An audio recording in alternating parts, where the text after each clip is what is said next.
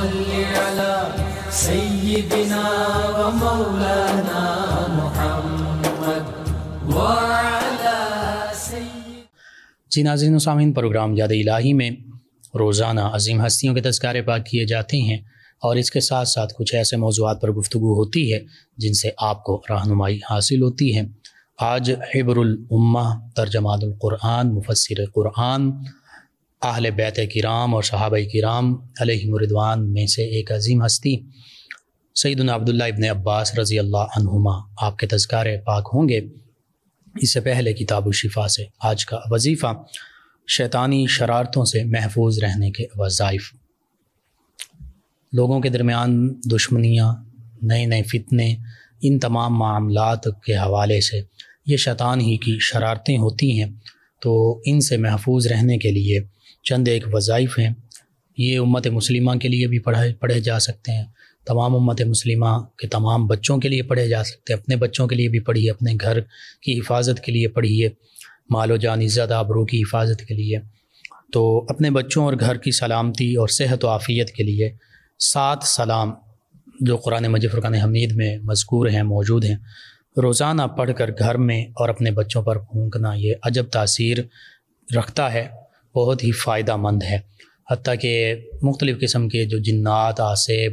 جادو، سحر اور شیطانی فتنے اور شرارتیں ہوتی ہیں ان سے اللہ تعالی حفاظت عطا فرماتا ہے. ایک ایک سلام جو ہے بڑی اہمیت کا حامل ہے. سلام قولا من رب الرحیم، سورہ یاسین آیت مبارکہ 58. اسی طرح سلام علی نوح فی العالمین، سورہ صافات یاسین کے ساتھ ہی آیت مبارکہ 79. سلام علی ابراہیم، یہ بھی سورۃ صافات آیت مبارکہ 109. سلام علی موسیٰ و ہارون، سورۃ الصافات آیت مبارکہ 120. سلام علی الیاسین، سورہ صافات آیت مبارکہ 130. وسلام علی المرسلین والحمد للہ رب العالمین، سورۃ الصافات کی آخری آیتیں آیت مبارکہ 181 اور 182. سلام علیکم طبتم فادخلوها خالدین، سورۃ الزمر آیہ مبارکہ 73. سلام قولا من رب الرحیم جو پہلا سلام ہے یہ سورہ یاسین کی آیت مبارکہ 58 میں، اور جو آخری سلام سلام علیکم طبتم فادخلوها خالدین یہ سورۃ الزمر 24ویں پارے میں آیت مبارکہ 73. یہ دونوں جو ہیں یہ علیحدہ علیحدہ صورتیں اور آیتیں ہیں. باقی جو درمیان میں 5 سلام ہیں وہ 5 کے 5 سلام سورۃ الصافات میں ہی موجود ہیں. یعنی سورۃ الصافات کی آیت مبارکہ 79، 109، 79 یعنی 79، پھر 109، پھر 120، پھر 130 اور پھر 181 اور 82. تو یہ 7 سلام لازمی گھر میں پڑھے جائیں. ویسے بھی کثرت سے پڑھیں. اللہ تعالیٰ ان انبیاء و مرسلین علیہم الصلاۃ و تسلیم کی بارگاہ میں سلام عرض کرنے کی برکت سے گھر میں بھی برکتیں عطا فرمائے گا. امت مسلمہ کے لیے بھی پڑھیے، انشاءاللہ اللہ تعالیٰ سلامتی ہی سلامتی عطا فرمائے گا. اس کے ساتھ ساتھ سورہ آل عمران کی آیت مبارکہ 173 حسبنا اللہ و نعم الوکیل، یہ روزانہ نماز عشاء کے بعد 19 مرتبہ پڑھیں. اول آخر 11 مرتبہ درود پاک لازمی پڑھیں انشاءاللہ. اس کا معنی بھی یہ کہ اللہ تعالیٰ ہی ہمارے لیے کافی ہے، وہی ہمارا کارساز ہے. تو بالکل ضرور اپنے لیے، امت مسلمہ کے لیے لازمی پڑھیے. تیسرا حدیث مبارکہ میں بھی ہے اور اکثر علماء صلحاء نے یہ وظیفہ رکھا، بسم اللہ الذی لا یضر مع اسمہ شیء فی الارض ولا فی السماء وہو السمیع العلیم. کم از کم 3 مرتبہ صبح شام پڑھیے یا 11 مرتبہ پڑھیں. ہر قسم کی چیز کے شر سے، شیطان کے دیگر جو فتنے ہیں، شرارتیں ہیں، ان کے شر سے اللہ تعالیٰ اپنی حفظ و امان میں رکھے گا. اسی طرح شیطانی فتنوں سے نجات کے لیے روحانی وظائف بھی ہیں. شیطان کی طرف سے تمام فتنے برپا کیے جاتے ہیں. تو جو بھی اللہ سبحانہ و تعالیٰ کا اسم مبارک یا مؤمنو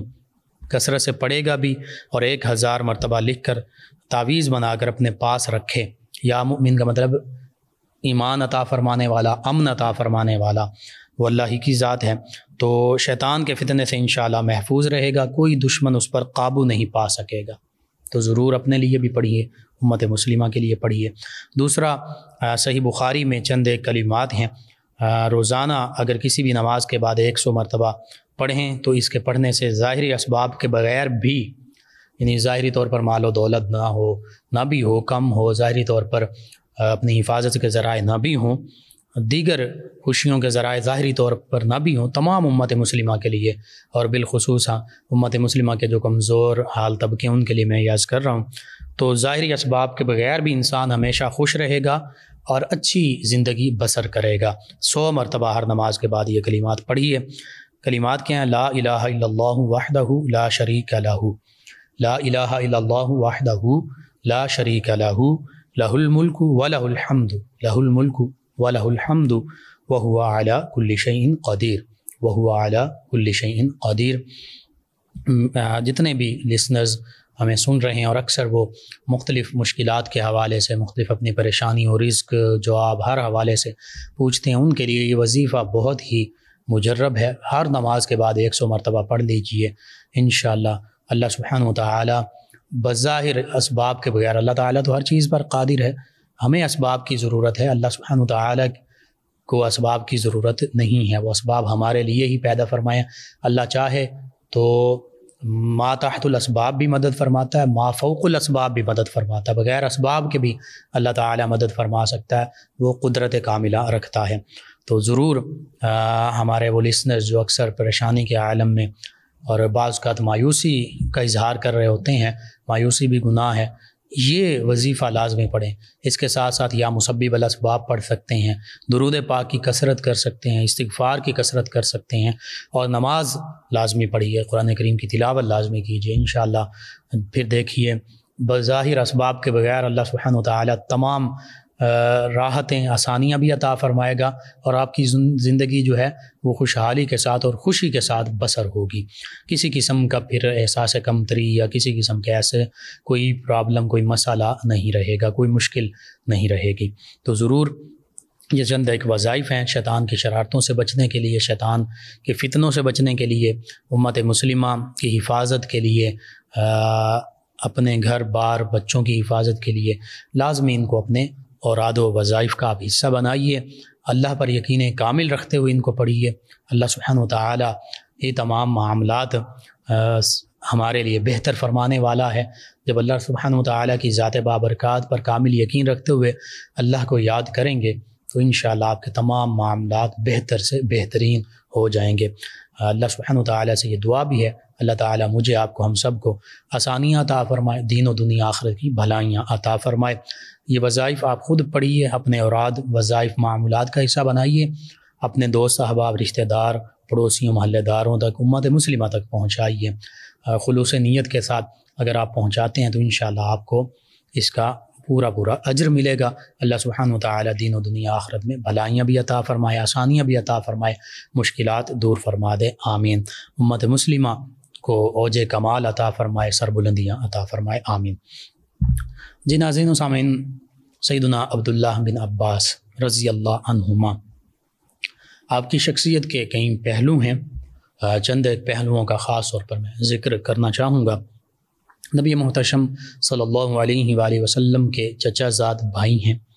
سیدنا عباس بن عبد المطلب رضی اللہ عنہما، ان کے یہ صاحبزادے ہیں، اور نبی رحمت صلی اللہ علیہ وآلہ وسلم اپنے تمام قرابت داروں سے بہت محبت فرمایا کرتے تھے۔ وَأَنذِرْ عَشِيرَتَكَ الْأَقْرَبِينَ کا حکم ملا کہ اے پیارے حبیب صلی اللہ علیہ وآلہ وسلم، آپ اپنے تمام قریبیوں کو ڈرائیے، یعنی روز محشر کا خوف دلائیے، اللہ کا یوم آخرت کا انہیں خوف دلائیے، انہیں بتائیے کہ یہ دنیا کی زندگی جو ہے یہ فضول نہیں ہے، یہ لا یعنی نہیں ہے، یہ اللہ کے احکام سے منہ موڑنے کے لیے نہیں ہے، بلکہ یہ اللہ سبحانہ وتعالی کو یاد کرنے کے لیے، اللہ کے دین پر، اللہ پر ایمان لانے کے لیے، اللہ کے پیارے حبیب مکرم صلی اللہ علیہ وآلہ وسلم پر ایمان لانے کے لیے ہیں، اور اللہ سبحانہ وتعالی سے ڈرائیے، انہیں جہنم کا خوف دلائیے، دین کی طرف ان کو دعوت دیجیے۔ تو اس موقع پر آقا کریم صلی اللہ علیہ وآلہ وسلم نے اپنے تمام جو قریبی رشتہ دار تھے، ان میں نبی رحمت صلی اللہ علیہ وآلہ وسلم کے تمام چچا بھی شامل ہیں، تمام دیگر رشتہ دار بھی شامل ہیں، ان کو بلایا، ان تک دین کی دعوت پہنچائی۔ سیدنا عباس رضی اللہ عنہما، اگرچہ بظاہر انہوں نے اسلام جو ہے وہ بظاہر اس کا اظہار جو ہے وہ بہت دیر سے کیا، فتح مکہ کے قریب، لیکن حقیقت میں یہ اسلام لا چکے تھے، آقا کریم صلی اللہ علیہ وآلہ وسلم نے ان کو اپنا اسلام جو ہے پوشیدہ رکھنے کا حکم دیا تھا، چونکہ یہ مکہ المکرمہ میں موجود تھے۔ اگر وہاں پر آقا کریم صلی اللہ علیہ وآلہ وسلم و صحابہ کرام نے مدینہ طیبہ ہجرت فرما لی تھی، اور اگر یہ وہاں پر اپنا اسلام اکیلے تھے، مسلمان ہونے کے ناطے اپنے اسلام کا کھل کر اظہار کرتے اپنے اسلام کا، تو پھر ہو سکتا تھا کہ کفار مکہ ان کو بھی اسی طرح اذیتیں اور تکلیف پہنچاتے جیسے آقا کریم صلی اللہ علیہ وآلہ وسلم اور صحابہ کرام علیہم رضوان کو تکلیف پہنچاتے رہے۔ ایک تو یہ وجہ تھی۔ دوسری وجہ تھی کہ مکہ المکرمہ میں جو مسلمان ہو جاتا تھا اس کے لیے اس کو مدد، اس کا تعاون اس کے ساتھ کرنا، وہ بھی سیدنا عباس رضی اللہ عنہ کی ذمہ داری بھی تھی، اور یہ اس کو اپنے لیے باعث سعادت سمجھتے تھے، یہ وجہ بھی تھی۔ اور تیسری ایک اور خاص وجہ بھی تھی کہ مکہ المکرمہ کے جتنے حالات اور واقعات ہوتے، خاص طور پر جو کفار مکہ غزوہ احد، غزوہ بدر، دیگر جنگوں میں وہ تیاری کر رہے ہوتے جنگوں کے لیے، تو ان کی تمام خبریں جو ہیں وہ آقا کریم صلی اللہ علیہ وآلہ وسلم تک سیدنا عباس رضی اللہ عنہ ہی کے وسیلے سے پہنچتی، یعنی آپ وہ خبریں پہنچا دیا کرتے ہیں۔ تو اس حوالے سے آپ نے اپنے اسلام کا اظہار کھل کر نہیں کیا پہل شروع میں، اور یوں مسلمانوں کے لیے آپ مدد کا ایک ذریعہ بنے، مسلمانوں تک کفار مکہ کی تمام معلومات پہنچایا کرتے کہ کیسے یہ مسلمانوں کے خلاف اب جنگ کے لیے تیاریاں کر رہے ہیں۔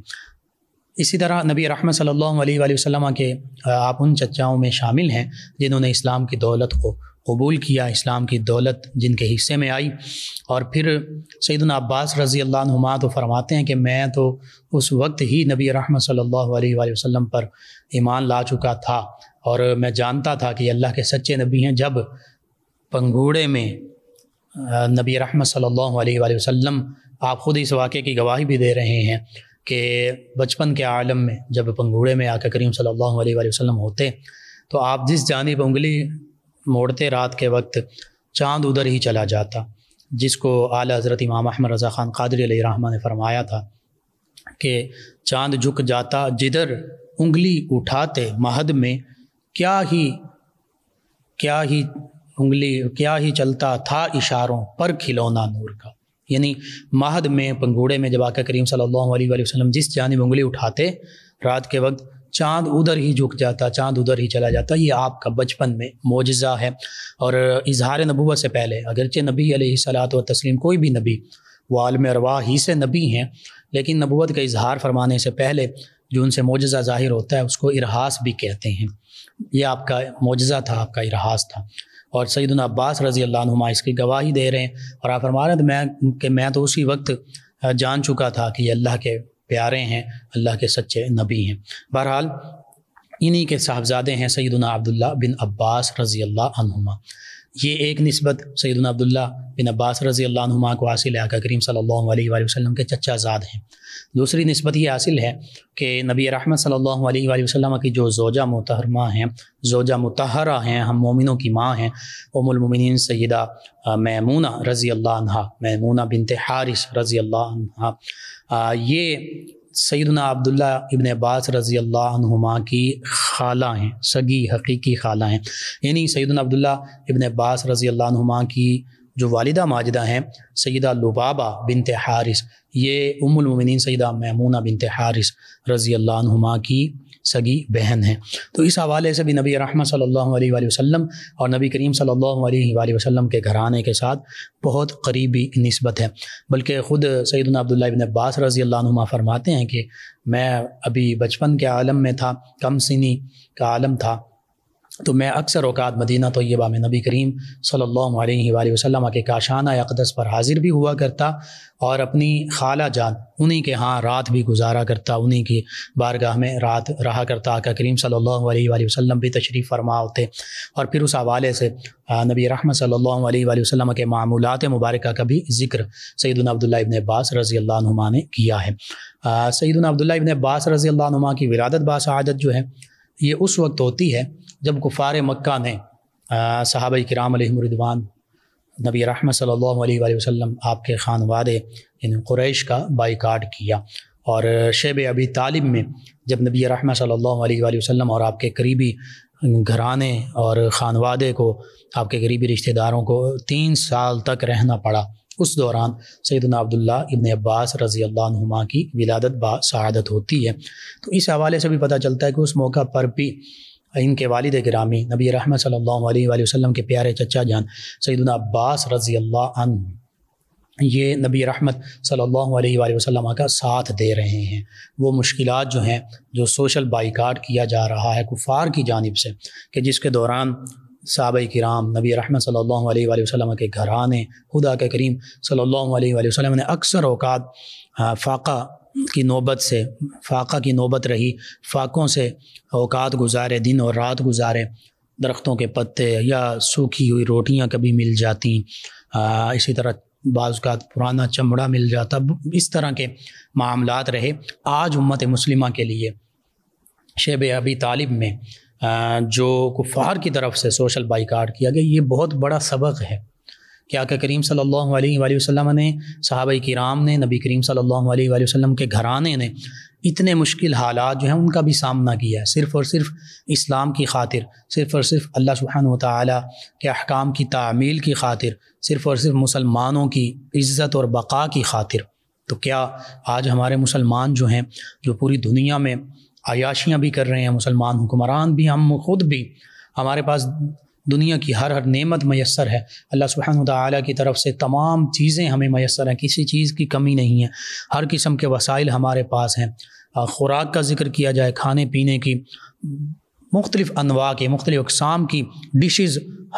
ہر کھانے کے وقت ہمارے سامنے پڑی ہوتی ہیں، مشروبات ہمارے سامنے ہوتے ہیں، لباس ہم برانڈڈ استعمال کرتے ہیں، بڑے اچھے سے اچھے لباس، بڑے اچھے سے اچھے جوتے استعمال کرتے ہیں، گاڑیاں ہم بڑی سے بڑی لگژریز گاڑیاں استعمال کرتے ہیں۔ کون سی نعمت ہمارے پاس نہیں ہے؟ ہر قسم کی پرتعیش اشیاء اور سہولتیں، فیسلٹیز ہمارے ساتھ پاس موجود ہیں، لیکن ایک چیز نہیں ہے، جو کامل ایمان تھا وہ نہیں ہے، ایمان ہمارے کمزور پڑ چکے ہیں۔ آج اگر نبی رحمت صلی اللہ علیہ وآلہ وسلم نے اس عہد مبارکہ میں یوں اسلام کی خاطر قربانیاں دیں، تو کیا آج ہم اپنے مسلمان بھائیوں کی خاطر، اب اسلام کی خاطر آج ہم اتنی سی بھی قربانی نہیں دے سکتے کہ جو جوئش پروڈکٹس ہیں، جو اسرائیلی پروڈکٹس ہیں، اسی طرح جو آقا کریم صلی اللہ علیہ وآلہ وسلم کی شان میں تنقیص کرنے والے ممالک، پیرس ہوں یا انگلینڈ یا دیگر ممالک، یا یہودیوں کی سرپرستی کرنے والے ممالک، ان کی پروڈکٹس کو نہیں چھوڑ سکتے۔ وہ عام طور پہ وہ ایک مقولہ بھی کہا جاتا ہے کہ منہ کو اگر وہ لگ جائے، حرام لگ جائے، تو پھر بڑی مشکل سے چھوٹتا ہے۔ حتیٰ کہ یہ جو ہم کولڈ ڈرنکس پیتے ہیں، ان میں کیفین اور اس طرح کی چیزیں بھی ہوتی ہیں جو نشہ آور ہوتی ہیں۔ اسی وجہ سے بعض اوقات ہر شخص وہ کہتا ہے کہ مجھے تو فلاں کولڈ ڈرنکس جو ہے وہ اچھی لگتی ہے، میں وہی پیتا ہوں، دوسرا کہتا ہے نہیں مجھے وہ اچھی لگتی ہے، میں وہی پیتا ہوں۔ تو وہ منہ کو لگ گئی ہے، یہ چیزیں لگ گئی ہیں، تو اب چھوڑنا جو ہے ہمارے لیے بڑا عجیب اور بڑا مشکل لگتا ہے۔ تو آقا کریم صلی اللہ علیہ وآلہ وسلم، صحابہ کرام، نبی رحمت صلی اللہ علیہ وآلہ وسلم کے گھرانے کی ان قربانیوں کو دیکھیے کہ 3 سال تک عام زندگی نہیں گزاری، اور درختوں کے پتے کھا کر، اور اکثر اوقات فاقوں کے ساتھ بھوک کو برداشت کر کے، اور صرف یہ بڑے نہیں، بچے بھی، شیرخوار بچے تھے، خواتین اسلام کے دودھ جو ہیں وہ خشک ہو چکے تھے۔ آپ غور کر لیجئے، بچوں نے جو اس وقت شیرخوار تھے یا نوعمر تھے، ان صحابہ کرام علیہم الرضوان نے بھی، ان اہل بیت کرام علیہم الرضوان نے بھی قربانیاں دی ہیں۔ سیدہ فاطمہ الزہرا طیبہ طاہرہ رضی اللہ عنہا بالکل کم عمر کی حالت میں ہیں، سیدہ ام کلثوم، سیدہ رقیہ، سیدہ زینب رضی اللہ عنہما،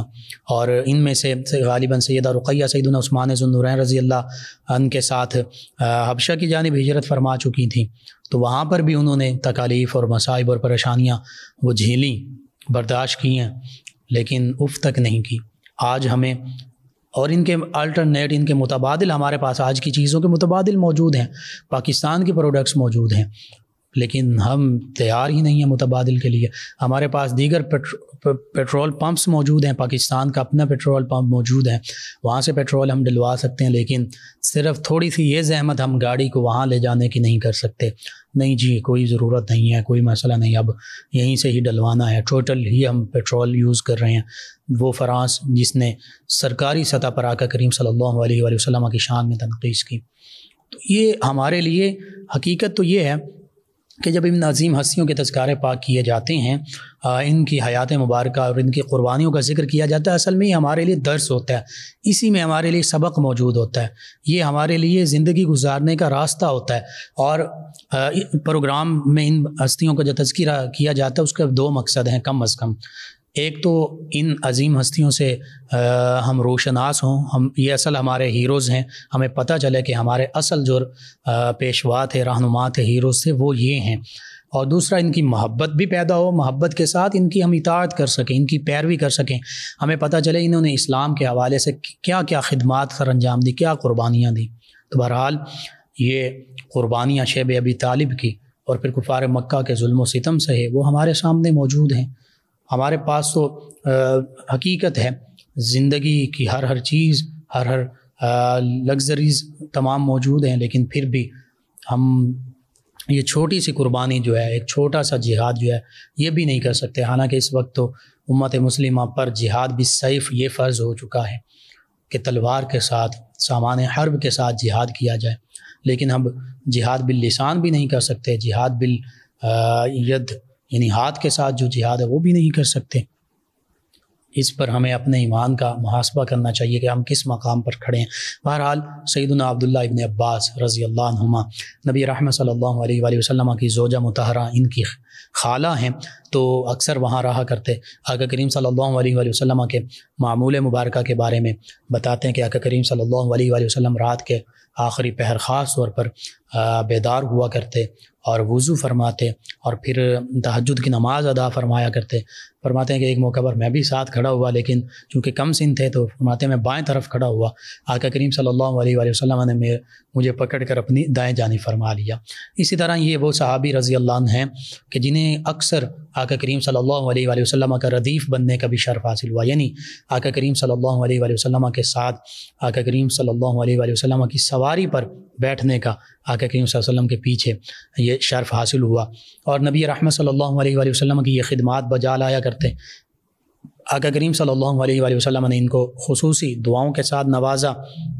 ان کے لیے یہ بھی دعا فرمائی کہ اللہ اسے کتاب و حکمت کی تعلیم سے نواز دے۔ اور پھر اللہ سبحانہ وتعالی نے قرآن مجید فرقان حمید اور حکمت جو قرآن ہی ہے، جو حدیث ہی ہے، جو فقہ ہے، جو اسلام ہی کی تعلیمات ہیں، ان سے یوں نوازا کہ پھر یہ پہلے مفسر قرآن بھی ٹھہرے، یہ ترجمان القرآن بھی ٹھہرے، یہ حبر الامہ بھی ٹھہرے، یہ فقیہ امت بھی ٹھہرے۔ اور پھر صحابہ کرام علیہم رضوان سے انہوں نے اور براہ راست نبی رحمت صلی اللہ علیہ وآلہ وسلم سے قرآن و حدیث کا علم حاصل کیا، اور تقریباً 1700 سے کے قریب ان سے احادیث مبارکہ جو ہیں وہ مروی ہیں، جو انہوں نے روایت کی اتنی نو عمری میں۔ یعنی یوں سمجھ لیجئے کہ جب نبی رحمت صلی اللہ علیہ وآلہ وسلم کا وصال مبارکہ ہوا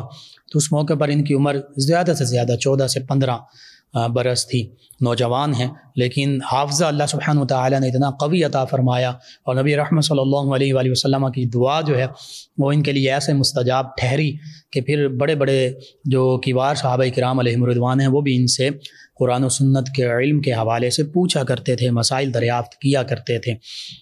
نبی رحمت صلی اللہ علیہ وآلہ وسلم کی حیات مبارکہ میں آقا کریم صلی اللہ علیہ وآلہ وسلم سے براہ راست مستفید ہونے کا شرف حاصل ہوا۔ اس کے ساتھ ساتھ امہات المومنین رضی اللہ عنہن سے اکتساب فیض کیا، علم حاصل کیا۔ پھر سیدنا ابو بکر صدیق رضی اللہ عنہ، سیدنا عمر فاروق اعظم رضی اللہ عنہ، سیدنا عثمان ذو النورین رضی اللہ عنہ، پھر سیدنا علی المرتضیٰ رضی اللہ عنہ، یعنی چاروں خلفائے راشدین کے عہد مبارکہ میں ان کے ساتھ رہے اور ان سے فیض یاب بھی ہوئے، حتیٰ کہ چاروں خلفائے راشدین نے ان سے خدمات بھی لیں اور مختلف علمی حوالے سے بھی، انتظامی حوالے سے بھی سیدنا ابو بکر، سیدنا عمر رضی اللہ عنہما، ان کے عہد مبارکہ میں بھی علم کے حوالے سے صحابہ کرام علیہم رضوان کو یہ تعلیم بھی دیا کرتے تھے۔ اس کے بعد سیدنا عثمان ذو النورین رضی اللہ عنہ کے عہد مبارکہ میں امیر حج بھی مقرر ہوئے، یعنی مسلمانوں نے، صحابہ کرام نے جو حج کیا وہ انہی کی سربراہی میں کیا۔ اور پھر سیدنا علی المرتضیٰ کرم اللہ وجہ الکریم کے عہد مبارکہ میں بصرہ جو عراق کا ایک صوبہ تھا، اس کے یہ گورنر یعنی حکمران بھی مقرر ہوئے، تو انتظامی امور بھی بخوبی انہوں نے انجام دیے، حتیٰ کہ سیدنا علی المرتضیٰ کرم اللہ وجہ الکریم کے ساتھ تمام مہمات میں بھی شامل رہے، ان کے ساتھ رہے۔ اور خوارج یعنی جو اسلام سے خارج ہو گئے اور جنہوں نے قرآن و سنت کی تعلیمات کو اپنے انداز کے ساتھ توڑ مروڑ کر بیان کیا،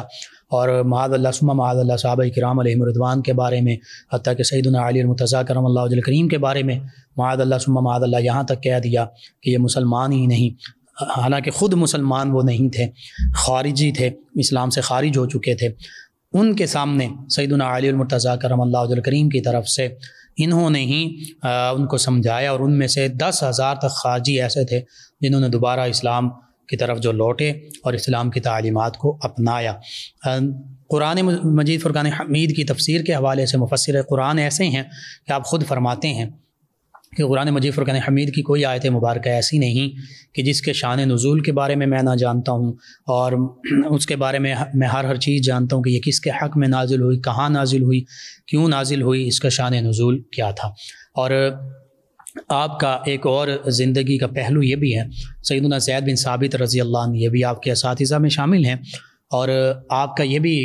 ایک طریقہ تھا کہ جن صحابہ اکرام علیہم رضوان کے بارے میں آپ کو پتہ چلتا کہ یہ حدیث مبارکہ روایت کرتے ہیں تو آپ ان کے پاس جایا کرتے، ان کی شاگردی اختیار کیا کرتے، اور پھر ان کے جب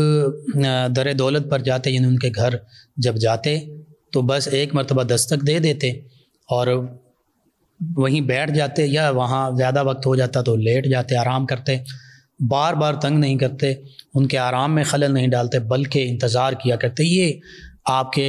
ایک پہلو ہے، استاد کے ساتھ کیسا رویہ ہونا چاہیے، اس کی عزت کیسے کی جانی چاہیے، اس کے آرام میں خلل نہیں ہونا چاہیے۔ حتیٰ کہ زید بن ثابت رضی اللہ عنہ ان کے گھر جاتے تو اسی طرح رک جاتے، باہر انتظار کرتے، وہ جب واپس باہر آتے تو کہتے کہ ابن عم رسول، اے رسول اللہ صلی اللہ علیہ وسلم کے چچا کے صاحبزادے، آپ مجھے اٹھا لیتے، آپ مجھے فرما دیتے، میں خود حاضر ہو جاتا۔ تو آپ فرماتے نہیں، جو علم حاصل کرنے والے ہیں طالب علم، ان کو اساتذہ کے پاس جانا چاہیے، جو علم دینے والے ہیں ان کے پاس جانا چاہیے۔ اسی طرح اپنے اساتذہ، حتیٰ کہ زید بن ثابت رضی اللہ عنہ غالباً انہی کا واقعہ ملتا ہے کہ ان کے گھوڑے کی لگام کو تھام لیتے اور آگے کے چلتے، وہ فرماتے کہ آپ یوں نہ کیجیے، تو آپ فرماتے کہ نہیں، آپ میرے استاذ ہیں۔ یعنی حضرت سیدنا علی المرتضیٰ کرم اللہ وجہ الکریم کا وہ قول مبارکہ جو ہے اس پر عمل کرتے کہ سیدنا علی المرتضیٰ کرم اللہ وجہ الکریم نے فرمایا تھا کہ جس نے مجھے ایک حرف بھی سکھایا وہ میرا استاد ہے، اب وہ مجھے چاہے تو بیچ دے، میں غلام ہوں، اب وہ چاہے تو بیچ دے، اور چاہے تو جو بھی مجھے حکم دے میں وہ حکم کی تعمیل کروں گا۔ یہ اساتذہ کرام، اور خصوصاً جو قرآن و حدیث کا درس دینے والے، اخلاص کے ساتھ درس دینے والے اساتذہ کرام تھے، ان کا یہ ادب، احترام، یہ مقام ہوا کرتا تھا صحابہ کرام علیہ رضوان کی نظر میں۔ سیدنا عبداللہ ابن عباس رضی اللہ عنہما، آپ کی شخصیت کے دیگر بھی پہلو ہیں، ان پر گفتگو جاری رہے گی۔ اللہم صلی علی سیدنا و مولانا محمد وعلی سید۔ ناظرین سامعین، سیدنا عبداللہ ابن عباس رضی اللہ عنہما امت مسلمہ کے ایک عظیم فرد، صحابہ کرام علیہم رضوان میں بڑی عظمت، رفعت اور شان کی حامل ہستی۔ آپ آخری عمر مبارکہ میں طائف تشریف لے گئے، وہیں پر آپ کا وصال ہوا، اور واقعہ کربلا کے وقت بھی آپ موجود تھے۔ سیدنا امام حسین رضی اللہ عنہ ان کی بارگاہ میں عرض کرتے رہے کہ آپ کوفیوں کی طرف تشریف نہ لے جائیے۔ انہوں نے آپ کے والد گرامی کے ساتھ بھی بے وفائی کی، آپ کے بڑے جو بھائی ہیں سیدنا امام حسن رضی اللہ عنہ ان کے ساتھ بھی بے وفائی کی، لیکن سیدنا امام حسین رضی اللہ عنہ یہی فرماتے کہ مجھے آقا کریم صلی اللہ علیہ وآلہ وسلم نے جو حکم ارشاد فرمایا ہے میں اسے ضرور پورا کروں گا۔ تو طائف میں ہی ان کا وصال ہوا۔ اللہ سبحانہ وتعالی سے دعا ہے اللہ تعالی ان کے تصدق سے ہمیں بھی دین اسلام کی تعلیمات سے بہرہ فرمائے اور انہی کی طرح اسلام کے لیے خدمات سر انجام دینے کی، ان کی پیروی کرنے کی توفیق عطا فرمائے، ان کے تصدق سے عالم اسلام کو سربلندیاں عطا فرمائے، آمین۔ جی ناظرین و سامعین، اس دوران ہمیں جوائن کیا ہمارے لسنر ہیں اور نام غالباً نہیں لکھا، کہتے ہیں السلام علیکم۔ جی وعلیکم السلام، کہتے ہیں بھائی آپ کا پروگرام بہت اچھا ہے، اور انہوں نے کہا کہ میرے منہ پر تل بہت زیادہ ہیں، کوئی وظیفہ بتا دیں۔ یا سلام، اس کی کثرت کیجیے، اور اس کے ساتھ ساتھ اس کا جو علاج ہے میڈیسن کے ذریعے وہ بھی لازمی کیجیے، اللہ تعالیٰ شفا عطا فرمائے گا۔ اور انہوں نے کہا کہ والد کے کاروبار کے لیے کوئی وظیفہ بتا دیں۔ ایک تو انہیں کہیے کہ نماز پڑھیں، درود پاک کی کثرت اور استغفار کی کثرت، یہ دو عام معمولات کے طور پر ان کو کریں، نماز، تلاوت قرآن، استغفار اور درود پاک کی کثرت۔ اس کے ساتھ ساتھ یا رزاقو کا کثرت کے ساتھ یہ بھی ورد کریں، آپ بھی کریں، انشاءاللہ اللہ تعالیٰ ہی رزق عطا فرمانے والا ہے، اللہ تعالیٰ بہتری فرما دے گا۔ ناظرین و سامعین، علی عباس صاحب ہیں اور انہوں نے اپنے والد صاحب کا بھی بتایا، افتخار ڈوگر صاحب کا، یہ کہتے ہیں کہ میں بیٹا ہوں، اور ان کے ساتھ غلام رسول ڈوگر بھی ہیں۔ جی آپ کا شکریہ، آپ نے ہمیں جوائن کیا۔ عثمان ظفر صاحب نے ہمیں جوائن کیا، اسلامک کویسچن کے بارے میں کہتے ہیں پوچھا کریں۔ جی ضرور، ہم کوشش کرتے ہیں اس کو اپنے نشریات کا حصہ بنائیں۔ ان کے علاوہ ہمارے ساتھ ایک اور لسنر ہیں، یہ کہتے ہیں السلام علیکم۔ جی وعلیکم السلام، رمشا صاحب ہیں، کہتے ہیں لقمان بھائی کیا حال ہیں؟ جی الحمدللہ، اور وعلیکم السلام، کہتے ہیں کہ آپ کا پروگرام بہت اچھا ہے، بہت اچھی باتیں ہیں آپ کی۔ انہوں نے کہا کہ بری عادت سے بچنے کا کوئی وظیفہ بتا دیں، یا اگر بری عادت میں پڑ جائے تو کیا کیا جائے ختم کرنے کے لیے۔ یہی عام چیزیں ہیں۔ سب سے پہلی بات میرے لیے، آپ کے لیے، تمام امت مسلمہ کے لیے، تمام ویورز لسنرز کے لیے، پاکیزہ رہنے کی کوشش کی جائے، ہر لمحہ کم از کم باوضو رہا جائے، جیسے ہی وضو کا معاملہ ہو دوبارہ وضو کر لیا جائے، پھر نماز پڑھی جائے، تلاوت قرآن کریم کی جائے، اور کثرت سے درود پاک پڑھا جائے۔ نماز بھی برائی سے، فحاشی سے روکتی ہے، درود پاک پڑھیں گے انشاءاللہ آپ دیکھیے آپ کی دین و دنیا آخرت کی تمام معاملات میں آپ کو بھلائیاں اور بہتریاں مل جائیں گی، پاکیزگی حاصل ہوگی۔ استغفار کیجئے، درود پاک کی کم از کم کثرت کیجئے، اور خاص طور پر اگر آپ وظیفہ پوچھ رہی ہیں تو سورہ یاسین جو ہے اس کو صبح ایک مرتبہ پڑھ کر پانی پر دم کر کے وہ پانی پی لیا جائے، اللہ کو یاد کیا جائے، انشاءاللہ اللہ تعالیٰ بہتری فرما دے گا۔ ناظرین سامعین، ان کے علاوہ میں جوائن کیا ہے زہرا ملک صاحب ہیں، اور علی صاحب ہیں، علی رضا صاحب ہیں، حسنین ہاشمی صاحب ہیں، طلع سلیم صاحب ہیں، وجیہہ نوید صاحبہ ہیں، غالباً یہ سوشل میڈیا پہ انہوں نے ہمیں جوائن کیا، آپ کا بھی شکریہ۔ ارسلان خالد صاحب ہیں، آصف جاوید صاحب ہیں، آپ کا شکریہ۔ اور شازیہ صاحبہ ہیں، کہتی ہیں السلام علیکم لقمان بھائی۔ جی وعلیکم السلام۔ آپ نے گوشت کے حوالے سے یہ اپنا خواب ذکر کیا ہے، اس کی مختلف تعبیریں ہوتی ہیں، اللہ تعالیٰ بہتری فرمائے گا۔ کم از کم دو چیزیں لازمی کیجیے جو عام طور پر لوگ بعض کا غیبت یا اس طرح کے معاملات کر رہے تو ان سے بچیے، آپ خود بھی اپنی والدہ سے بھی کہیے، اور دوسرا آپ اللہ کے راستے میں صدقہ اور خیرات کیجیے۔ وہ گوشت بھی ہو سکتا ہے، یہ بھی اشارہ ہو سکتا ہے کہ اللہ کے راستے میں بھی خرچ کیا جائے، تو اس لیے اللہ کے راستے میں اپنے حسب توفیق آپ خرچ بھی کیجیے، اور جو زبان کی لغزشیں ہیں کوشش کیجیے، تمام امت مسلمہ کے لیے بھی ہے، میرے لیے بھی، آپ کے لیے بھی، ان سے بچنے کی آپ کوشش کریں۔ طیب حسن شاہ صاحب ہیں، موضع تاجہ بیر والا، غالباً ضلع چنیوٹ ہے، کہتے ہیں السلام علیکم بھائی جان۔ جی وعلیکم السلام۔ یہ کہتے ہیں کہ لبیک لبیک لبیک یا رسول اللہ، اور بابا خادم حسین رضوی علیہ رحمہ کی خدمات زندہ باد۔ جی بالکل، اللہ سبحانہ و تعالیٰ کے احکام جب آتے ہیں تو لبیک اللہم لبیک، خصوصاً حج کے موقع پر بھی امت مسلمہ اللہ کی بارگاہ میں حاضر ہوتی ہے، اور زبان قال سے بھی اور زبان حال سے پکار رہی ہوتی ہے کہ اللہ ہم تیری بارگاہ میں حاضر ہیں، اور جو تیرا حکم ہے ہم اس کی تعمیل کریں گے۔ اور لبیک یا رسول اللہ صلی اللہ علیہ وسلم کا بھی اصل معنی یہی ہے کہ اللہ کے پیارے حبیب مکرم صلی اللہ علیہ وآلہ وسلم، ہم آپ کے لیے حاضر ہیں، ہم آپ کے ہی احکام کی تعمیل کریں گے، اور آپ کی محبت، آپ کی ناموس کی خاطر ہماری جانیں بھی قربان، ہماری اولادیں بھی قربان، ہمارا سب کچھ قربان۔ اور یہ حقیقت ہے، آقا کریم صلی اللہ علیہ وآلہ وسلم جان کائنات ہیں، اگر آپ نہ ہوں تو یہ کائنات کا نظام ہی نہ ہو۔ اللہ سبحانہ وتعالیٰ خود قرآن مجید فرقان حمید میں فرماتا ہے وَمَا كَانَ اللَّهُ لِيُعَذِّبَهُمْ وَأَنْتَ فِيهِمْ، اے پیارے حبیب مکرم صلی اللہ علیہ وآلہ وسلم آپ ان میں ہیں، آپ ان کے درمیان موجود ہیں، اس لیے میں ان پر عذاب نہیں لانے والا۔ پہلی امتیں گناہ کرتی تھیں اور انبیاء کرام علیہ السلام کی تکذیب بھی کرتی تھیں، ان پر فوراً عذاب آ جاتا تھا۔ کسی کو اوپر لے جا کر پلٹ دیا گیا، بستیوں کی بستیاں الٹا پلٹا کر رکھ دی گئی، کسی پر آگ کی بارش ہوئی، پتھروں کی بارش ہوئی، چہرے بندروں کی طرح مسخ کر دیے جاتے، جو گناہ کرتے ان کی پیشانیوں پر، ان کے گھروں کے دروازوں پر لکھ دیے جاتے۔ لیکن یہ آقا کریم صلی اللہ علیہ وآلہ وسلم کی عظمت، رفعت اور شان ہے، آپ کا وسیلہ، آپ کا صدقہ ہے